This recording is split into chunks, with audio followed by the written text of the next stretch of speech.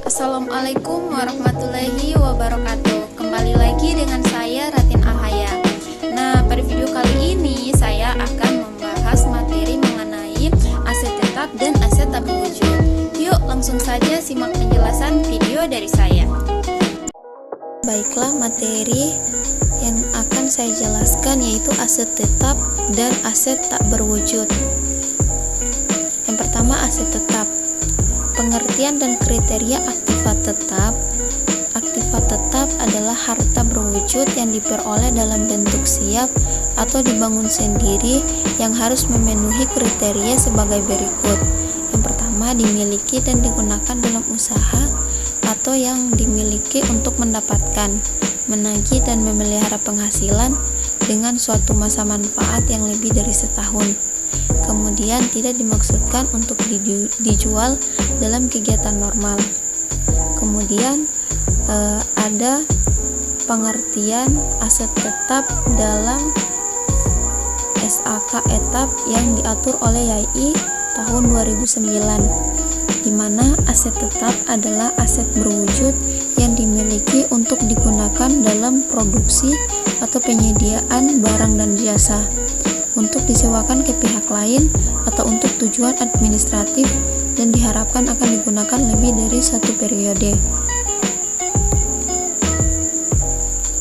Kemudian sesuai dengan PSAK nomor 16, suatu benda berwujud diakui sebagai aktiva tetap apabila yang pertama, besar kemungkinan bahwa manfaat keekonomisan di masa yang akan datang yang berkaitan dengan aktiva tersebut akan mengalir ke dalam perusahaan.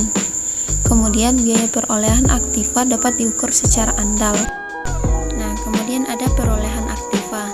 Perolehan aktiva ini terdiri dari 5, di mana yang pertama pembelian aktiva, yang kedua perolehan dengan sewa guna usaha modal, kemudian perolehan dengan pertukaran, yang keempat perolehan dengan membangun sendiri, yang kelima perolehan dengan hibah, bantuan atau pemberian. Di sini saya akan menjelaskan satu persatu. Yang pertama, pembelian aktiva. Pembelian aktiva ini terdiri dari pembelian dalam negeri dan pembelian impor dari luar negeri. Nah, di sini juga ada contoh soal dari pembelian aktiva dalam negeri. Contohnya, pada tanggal 1 Januari 2012, PT Sisi membeli kendaraan operasional seharga 200 juta, belum termasuk PPN sebesar 10%, maka jurnal yang dibuat oleh PT Sisi yaitu yang pertama, jika PT Sisi adalah pengusaha kena pajak atau PKP, maka jurnalnya pada tanggal 1 Januari 2012 kendaraan senilai 200 juta didebit, pajak masukan senilai 20 juta didebit pada kas bank, 220 juta kredit. Dan jika PT Sisi adalah non PKP, maka jurnalnya pada tanggal 1 Januari 2012 kendaraan pada kas bank senilai 220 juta. Kemudian ada pembelian aktiva impor dari luar negeri. Contoh soalnya, pada tanggal 1 Januari 2012, PT Sisi mengimpor komputer dari Taiwan dengan nilai impor sebesar 150 juta dan PPN sebesar 10%. Jurnal yang dibuat oleh PT Sisi adalah yang pertama, jika PT Sisi adalah PKP mempunyai API, maka jurnalnya pada tanggal 1 Januari 2012 peralatan kantor senilai 150 juta didebit, kemudian pajak masukan senilai 15 juta didebit, didapat dari 10% dikali 150 juta, mendapatkan 15 juta yaitu pajak masukan. Kemudian PPh 22 dibayar di muka senilai 3.750.000 didebit, didapat dari 22,5% dikali 150 juta. pada kas atau bank senilai 168.750 di kredit. Jika PT Sisi adalah non PKP dan mempunyai API, maka jurnalnya pada tanggal 1 Januari 2012 peralatan kantor senilai 165 juta didapat dari 110% dikali 150 juta. Kemudian PPh 22 dibayar di muka itu 3.750. Seperti halnya di atas, tetapi di sini dikali dengan 2,5% dikalikan dengan 150 juta menghasilkan 3.750.000 pada kas atau bank senilai 168.750.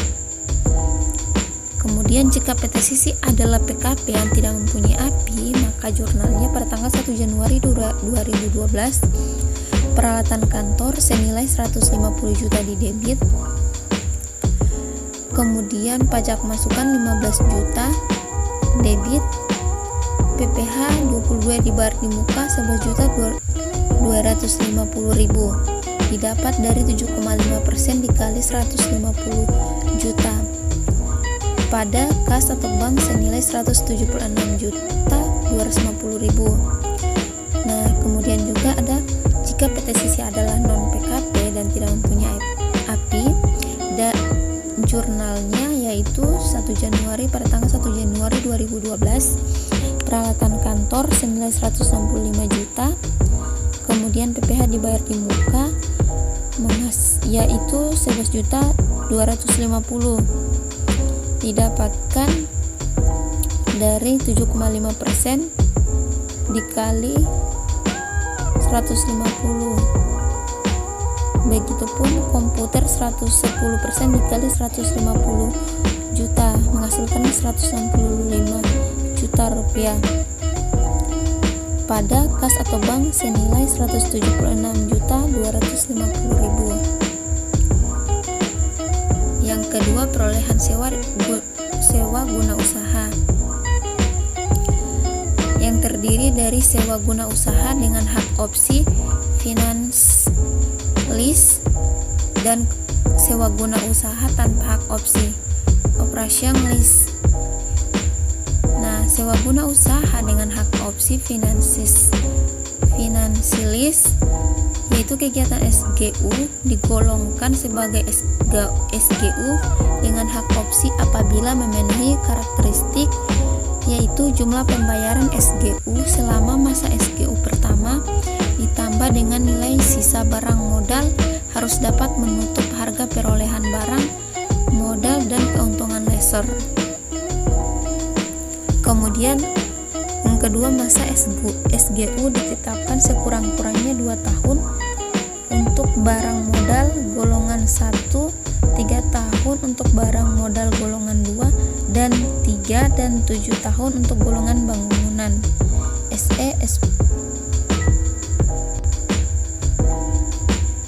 Ketiga, perjanjian SGU memuat ketentuan mengenai opsi bagi lease. Nah, kemudian perlakuan perpajakan untuk lessor dan lease. Lessor ini pajak penghasilannya yaitu yang pertama penghasilan sama dengan angsuran pokok ditambah bunga. Penghasilan menghasilkan bukan objek PPh 23 tetapi pengenaan pajaknya dilakukan dengan perhitungan akhir tahun dalam SPT tahunan. Kemudian ada beban penyusutan aset tetap menghasilkan beban yang tidak boleh dikurangkan atau non-deductible expense. Kemudian lease, pajak penghasilannya yang pertama itu beban sewa sama dengan angsuran atau pokok tambah bunga. Kemudian beban sewa menghasilkan beban yang dapat dikurangkan atau deductive expense. Kemudian yang ketiga, beban sewa menghasilkan bukan objek PPh 23. Kemudian beban penyusutan aset tetap menghasilkan beban yang tidak boleh dikurangkan atau non-deductible expense. Kemudian lessor pajak penghasilan itu terdiri dari beban penyisihan piutang tak tertagih menghasilkan beban yang dapat dikurangkan atau deductible expense. Kemudian yang kedua, mekanisme angsuran pajak PPh 25 diatur oleh UU PPh. Kemudian pajak pertambahan nilai. Lesser yang pertama itu pemungut PPN atas penyerahan barang modal kepada lise.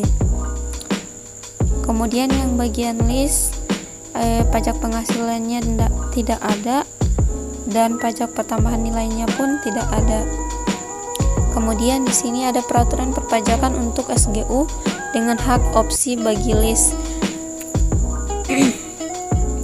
Yang pertama, selama masa SGU, list tidak boleh melakukan penyusutan atas barang modal yang di SGU-kan sampai saat list menggunakan hak opsi untuk membeli barang tersebut. Kemudian, setelah menggunakan hak opsi untuk membeli barang modal tersebut, list melakukan penyusutan dan dasar penyusutannya adalah nilai sisi barang modal yang bersangkutan. Kemudian pembayaran SGU yang dibayar atau terutang oleh list kecuali pembebanan atas tanah merupakan biaya yang dapat dikurangkan dari penghasilan bruto list sepanjang transaksi SGU tersebut memenuhi ketentuan kapitalis. Kemudian dalam hal masa SGU lebih pendek dari masa yang ditentukan, maka Dirjen Pajak melakukan koreksi atas pembebanan biaya SGU. Yang terakhir, list tidak memotong PPh 23 atas pembayaran SGU yang dibayar atau terutang berdasarkan perjanjian SGU dengan hak opsi. Kemudian ada peraturan perpajakan untuk SGU dengan hak opsi bagi lister. Yang pertama, penghasilan yang dikenakan PPh adalah sebagian dari pembayaran SGU berupa imbalan jasa SGU, yaitu seluruh pembayaran SGU dikurangi dengan angsuran pokok. Yang kedua, lister tidak berhak menyusutkan atas aset tetap yang di SGU-kan dengan hak opsi. Kemudian yang ketiga, dalam hal masa SGU lebih pendek daripada masa yang ditentukan, maka Dirjen Pajak melakukan koreksi atas pengakuan penghasilan pihak lister. Kemudian lister dapat membentuk dana cadangan piutang tak tertagih yang dapat dikurangi dari penghasilan bruto setinggi-tingginya sejumlah 2,5% dari rata-rata saldo awal dan saldo akhir piutang. Kemudian yang terakhir, kerugian sebenarnya yang disebabkan piutang yang nyata-nyata tidak dapat ditagih dibebankan pada perkiraan cadangan piutang tak tertagih. Terus ada juga peraturan perpajakan untuk SGU dengan hak opsi bagi lister. Di sini lanjutannya itu, dalam hal cadangan piutang tak tertagih tidak atau tidak seluruhnya dipakai untuk menutup kerugian sebagaimana dimaksud, maka jumlah kelebihan cadangan tersebut diperhitungkan sebagai penghasilan, sedangkan dalam hal jumlah cadangan tersebut tidak mencukupi, maka kekurangannya diperhitungkan sebagai kerugian. Yang kedua, atas penyerahan jasa dalam transaksi SGU dengan hak opsi lister kepada list dikecualikan dari pengenaan PPN, tetapi penyerahan barang dari lister ke lise dikenakan PPN. Yang terakhir, besarnya angsuran PPh 25 setiap bulan bagi WP SGU dengan hak opsi adalah sebesar jumlah PPh yang terutang berdasarkan laporan keuangan triwulan terakhir yang disetahunkan dibagi 12. Kemudian ada sewa gunung usaha tanpa hak opsi, operating list. Nah, kriteria suatu transaksi digolongkan sebagai SGU tanpa hak opsi adalah yang pertama, jumlah pembayaran SGU selama periode SGU pertama tidak dapat memenuhi harga perolehan aset tetap yang di SGU-kan, ditambah keuntungan-keuntungan yang diperhitungkan oleh lister. Yang kedua, perjanjian SGU tidak membuat ketentuan tentang opsi untuk list. Yang ketiga, perjanjian SGU tidak memuat ketentuan tentang opsi untuk list. Kedua syarat di atas menandakan bahwa suatu SGU digolongkan sebagai SGU tanpa hak opsi apabila lister benar-benar tidak berniat menjadi aset tetap tersebut dan hanya ingin menyewakan saja. Jadi SGU tanpa hak opsi adalah sewa menyewa karena kepemilikan dan aset tetap masih berada di tangan leaser, sehingga berada penyusutan aset tetap adalah leaser. Di sini ada perlakuan perpajakan untuk leaser dan leasing, di mana leaser pajak penghasilannya yaitu beban penyusutan aset tetap menghasilkan beban yang dapat dikurangkan atau deductive expense. Kemudian pajak pertambahan nilainya memungut PPN atas jasa sewa yang diberikan. Sedangkan lease pajak penghasilannya yaitu beban sewa menghasilkan beban yang dapat dikurangkan atau deductible expense untuk penyewaan yang barang modalnya termasuk objek PPh 23. Kemudian memotong PPh 23 atas pembayaran sewa. Sedangkan kemudian pajak pertambahan nilainya kosong. Selanjutnya peraturan perpajakan untuk SGU tanpa hak opsi bagi lease. Terdiri dari pembayaran SGU tanpa hak opsi yang dibayar atau terutang oleh lease adalah biaya yang dapat dikurangkan dari penghasilan bruto. Kemudian lease wajib memotong PPh 23 atas pembayaran SGU tanpa hak opsi yang dibayarkan atau terutang kepada leaser. Kemudian atas penyerahan jasa dalam transaksi SGU tanpa hak opsi dari leaser kepada lessee dikenai utang PPN. Terus ada peraturan perpajakan untuk SGU tanpa hak opsi bagi leaser, di mana seluruh pembayaran SGU tanpa hak opsi yang diterima atau diperoleh leaser merupakan objek PPh. Kemudian leaser membebankan biaya penyusutan atas barang modal yang di SGU-kan tanpa hak opsi sesuai dengan ketentuan pasal 11 UU PPh beserta peraturan pelaksanaannya.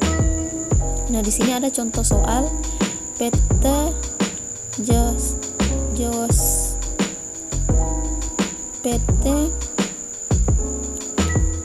Joklin membeli mesin produksi dengan cara leasing pada tanggal 11 Maret 2012, di mana pembelian ini merupakan capital lease dengan periode leasing selama 4 tahun.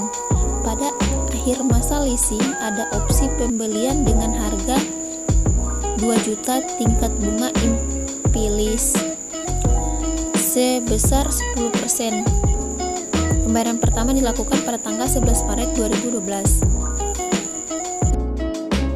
Jawaban lease present value atau PV leasing sama dengan PVIA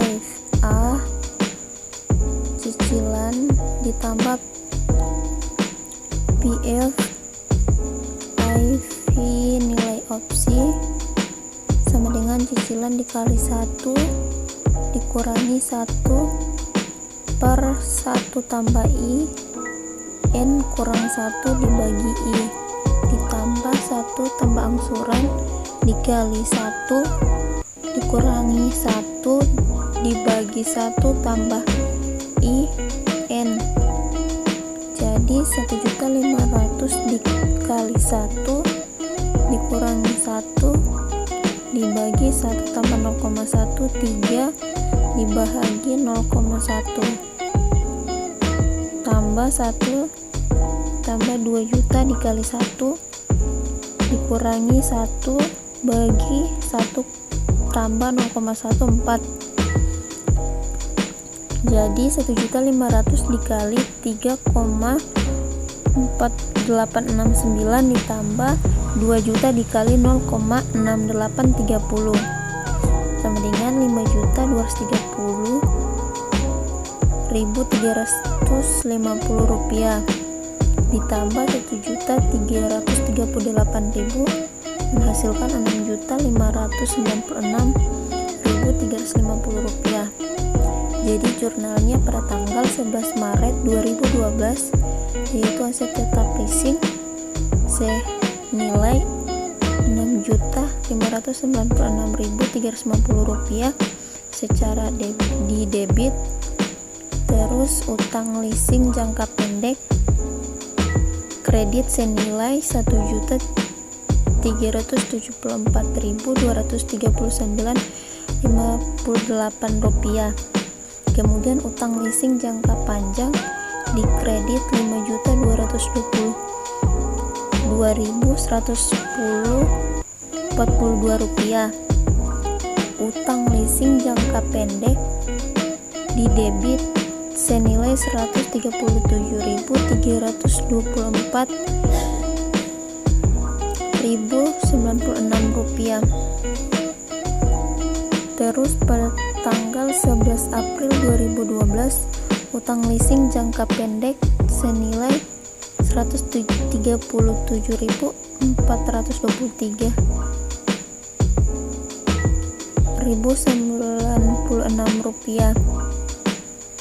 Beban bunga senilai Rp645.892.60.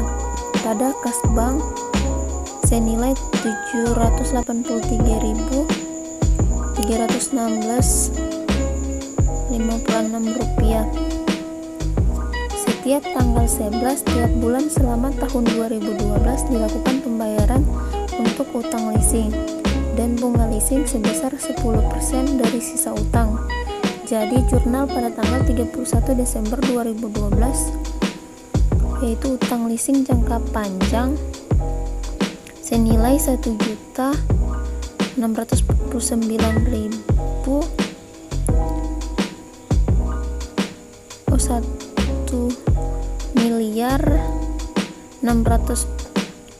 Rp1.649.0,8 sekian.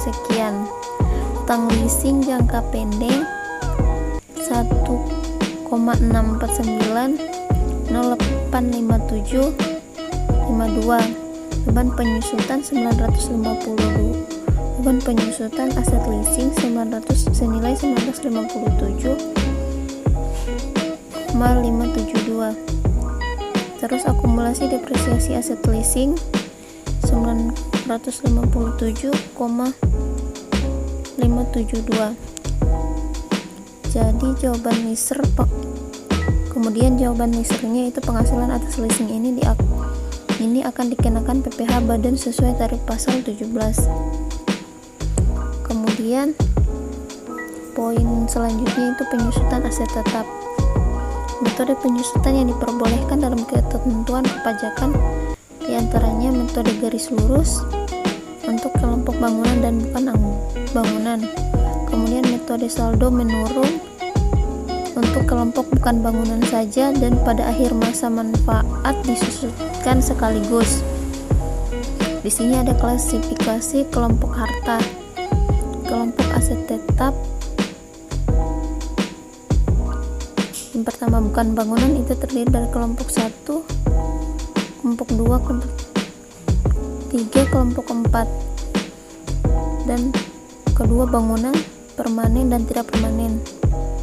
Masa manfaat, tarif depresiasi garis lurus, tarif depresiasi saldo menurun. Nah, pada kelompok pertama masa manfaatnya 4 tahun, tarif depresiasi garis lurus sebesar 25% dan tarif depresiasi saldo menurun 50%. Pada kelompok 2 masa manfaatnya 8 tahun, tarif depresiasi garis lurus 12,5%, saldo menurun 25%. Kemudian kelompok 3 16 tahun, depresiasi garis lurus 6,25%, kemudian saldo menurun 12,5%. Dan pada kelompok 4 masa manfaatnya 20 tahun dan tarif depresiasi garis lurus sebesar 5% dan tarif depresiasi saldo menurun 10%. Kemudian bangunan secara permanen masa manfaatnya 20 tahun dan tarif depresiasi garis lurus 5% dan bangunan tidak permanen masa manfaatnya 10 tahun, kemudian tarif depresiasi garis lurus sebesar 10%. Dan untuk tarif depresiasi saldo menurun masing-masing tidak mempunyai. Kemudian aset yang penyusutannya tidak bisa dikurangkan sebagai biaya. Biaya perolehan aset yang tidak mempunyai hubungan langsung dengan usaha atau kegiatan untuk mendapatkan, menagih, dan memelihara penghasilan yang merupakan objek pajak. Kemudian, biaya perolehan aset yang digunakan untuk memberi penggantian atau imbalan dalam bentuk natural dan kenikmatan kepada karyawan, kecuali penggantian atau imbalan dalam bentuk natural dan kenikmatan di daerah tertentu yang berkaitan dengan pelaksanaan pekerjaan yang ditetapkan dengan PMK 8.PMK.03 tahun 2009. Kemudian barang modal yang di SGU-kan, baik SGU dengan hak opsi ataupun tanpa hak opsi bagi lease atau SGU dengan hak opsi bagi leaser. Nah, di sini ada contoh soal gedung dibeli pada tanggal 1 Januari 2000 dengan harga 6.600.000.000. Estimasi masa manfaat gedung tersebut menurut akuntansi adalah 30 tahun, sedangkan menurut pajak adalah 20 tahun. Jadi penyusutan menurut akuntansi 600 juta dibagi 30 yaitu 20 juta. Kemudian penyusutan menurut pajak itu 5% dikali 600 juta menghasilkan 30 juta. Jadi jurnalnya pada tanggal 31 Desember 2011 beban penyusutan gedung didebit senilai 20 juta. Gedung kredit 20 juta.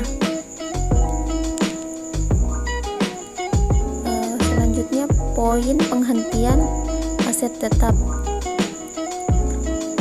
Penghentian aset tetap ini terdiri dari pertukaran aset tetap dan pelepasan aset tetap. Penghentian atau penyingkiran aktiva tetap adalah usaha untuk menghapuskan atau menghilangkan aktiva tetap dari catatan perusahaan disebabkan karena keusangannya, kebakaran, kecelakaan, dijual atau ditukar dengan aktiva lain yang sejenis atau dengan aktiva tidak sejenis. Pertukaran aset tetap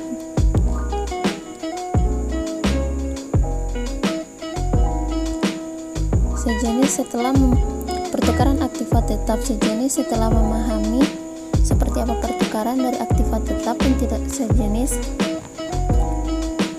Kita juga perlu tahu seperti apa pencatatan pada aktiva tetap sejenis. Namun sebelum itu, kita perlu tahu apa yang dimaksud dengan pertukaran aktiva tetap aktiva sejenis. Jadi aktiva sejenis itu merupakan sebuah pertukaran aktiva tetap yang memiliki fungsi dan sifat yang sama. Misalnya terdapat mesin produksi dari merek A dengan mesin produksi dari merek B. Kemudian pelepasan aset tetap ini merupakan aktivitas perusahaan dalam mengelola aset tetap yang dimilikinya dengan beberapa metode, yaitu memensiunkan, menjual, maupun menukar aset tetap dengan aset lainnya. Revaluasi aset tetap. Revaluasi aset tetap adalah suatu penilaian kembali atas aset tetap yang dimiliki perusahaan sehingga sesuai dengan harga pasar saat dilakukannya revaluasi tersebut. Contohnya, tanggal 31 Desember 2011 PT Benur menerima surat persetujuan dari Dirjen Pajak untuk melakukan revaluasi aset tetap yang dimilikinya. Berikut daftar aset tetap yang akan direvaluasi. Yang pertama, tanah yang diperoleh pada Desember 2006 dengan harga perolehan 500 juta dan harga revaluasinya senilai 1 miliar. Kemudian yang kedua, bangunan permanen yang diperoleh pada Januari 2009 dengan harga perolehan 600 juta dan harga revaluasi 850 juta atau masa manfaat akuntansi sesuai dengan masa manfaat perpajakan. Kemudian ketiga, mesin produksi yang termasuk pada kelompok 2 atau masa manfaat akuntansi sesuai dengan masa manfaat perpajakan diperoleh pada Juli 2009 dengan harga perolehan 100 juta dan harga revaluasi 200 juta. Nah, jadi penghasilan sebelum kompensasi rugi pada tahun berjalan sebesar 350 juta. Rugi fiskal yang belum dikompensasikan adalah pertama, rugi tahun 2010 senilai 150 juta. Kemudian rugi tahun 2009 senilai 125 juta. Dan rugi pada tahun 2008 senilai 115 juta rupiah, 15 juta. Metode penyusutan aset tetap baik akuntansi maupun perpajakan menggunakan metode garis lurus. Jadi jawabannya biaya perolehan tanah senilai 500 juta, biaya perolehan bangunan yaitu 600 juta, kemudian akumulasi penyusutan 90 juta.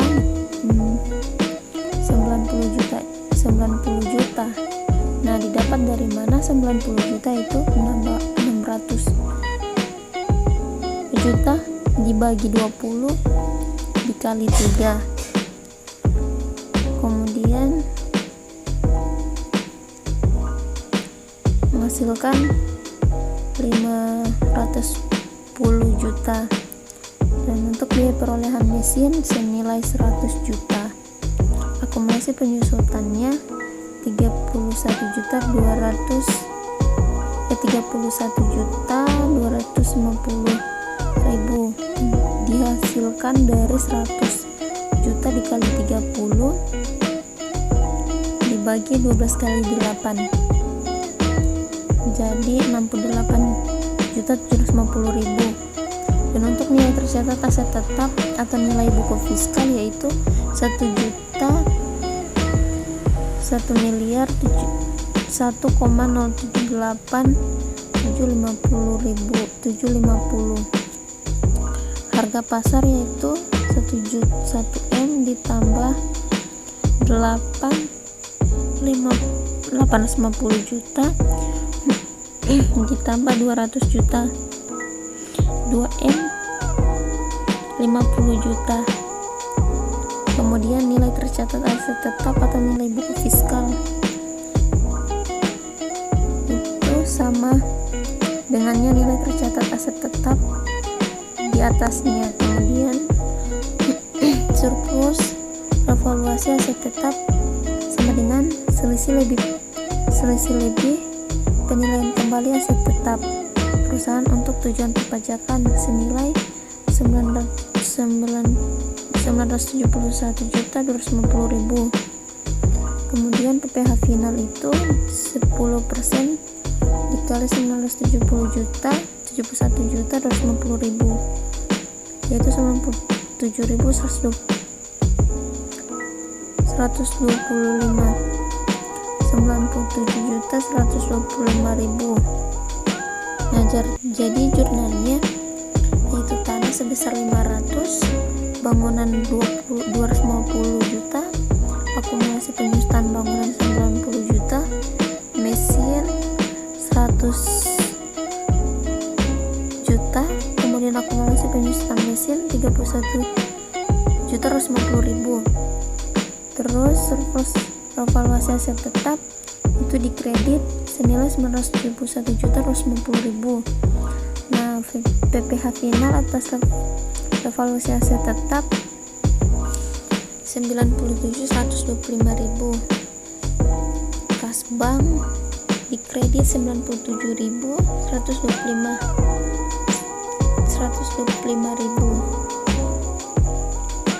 Kemudian poin kedua dari pembahasan ini yaitu aset tidak berwujud. Aset tidak berwujud adalah aset non moneter yang dapat didefinisikan dan tidak mempunyai wujud fisik. Ciri utama aset tak berwujud ialah berupa benda yang tidak dapat dilihat dan dipegang. entitas dapat mengakui aset tak berwujud apabila kemungkinan entitas akan memperoleh manfaat ekonomis masa depan dari aset tersebut, dan biaya perolehan aset atau nilai aset tersebut dapat diukur dengan andal. Kemudian contoh aset tak berwujud itu mempunyai hak paten, hak cipta, merek, goodwill, wiralaba. Dan untuk harga perolehan aset tak berwujud yaitu harga beli termasuk biaya impor dan pajak, kemudian biaya-biaya yang dapat diatribusikan secara langsung dengan mempersiapkan aset hingga siap digunakan sesuai dengan tujuannya. Nah, di sini ada tarif penyusutan aset tak berwujud. Kelompok harta tak berwujud, kelompok pertama, masa manfaatnya 4 tahun, tarif depresiasi garis lurus 25 sebesar 25% dan tarif depresiasi saldo menurun 50%. Kemudian kelompok 2, masa manfaatnya 8 tahun, tarif depresiasi garis lurus sebesar 12,5%, tarif depresiasi saldo menurun 25%. Kemudian kelompok ketiga, masa manfaatnya 16 tahun, tarif depresiasi garis lurusnya 6,25% dan tarif depresiasi saldo menurun 12,5%. Dan terakhir kelompok 4, masa manfaatnya 20 tahun, tarif depresiasi garis lurus sebesar 5% dan tarif depresiasi saldo menurun 10%. Contoh soalnya, PT Boki yang baru berdiri 2008 telah menghabiskan biaya sebesar 50 juta untuk mendapatkan berbagai izin pengurusan pendirian perusahaan. Biaya tersebut diperlukan sebagai aset lainnya dan memiliki masa manfaat 5 tahun. Menurut pertimbangan pihak manajemen, sehingga oleh perusahaan diamortisasikan dengan metode garis lurus. Jadi jawabannya penyusutan menurut akuntansi itu 50 juta dibanding 5 menghasilkan 10 juta, dan untuk penyusutan menurut pajak itu 20% dikali 50 juta menghasilkan 12.500.000. Nah, jadi jurnalnya saat mengeluarkan biaya 31 Desember, jurnalnya aset lainnya didebit senilai 50 juta pada kas bank, dikredit 50 juta. Terus beban amortisasi di debit 10 juta dan aset lainnya 10 juta.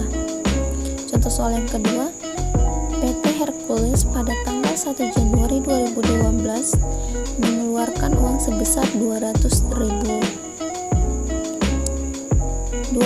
juta, belum termasuk PPN dan PPh 26, untuk memperoleh waralaba dari MC Dolphin selama 4 tahun. Maka jawabannya yaitu PPN 10% dikali 200 juta yaitu 20 juta. Kemudian PPh pasal 26 20% dikali 200 juta yaitu 40 juta. Kemudian penyusutan menurut pajak metode garis lurus yaitu 25% dikali 200 juta menghasilkan 50 juta. Kemudian metode saldo menurun tahun pertama 50% dikali 200 juta yaitu 100 juta. Nah, tahun kedua itu 50% dikalikan dengan 100 juta yaitu 50 juta. Dan untuk tahun ketiga 50% dikali 50 juta menghasilkan 25 juta. Dan untuk tahun keempat tidak di 25 juta. Jadi jurnalnya 1 Januari 2012 waralaba